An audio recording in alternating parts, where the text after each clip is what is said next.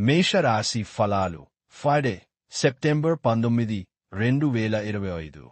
ఒక తమాషా పరిస్థితిని ఎదుర్కోవలసి వస్తే కృంగపోకండి. ఆహారానికి ఉప్పుతోనే రుచి తెలిసినట్లు కొంత విచారం ఉండడం అవసరం.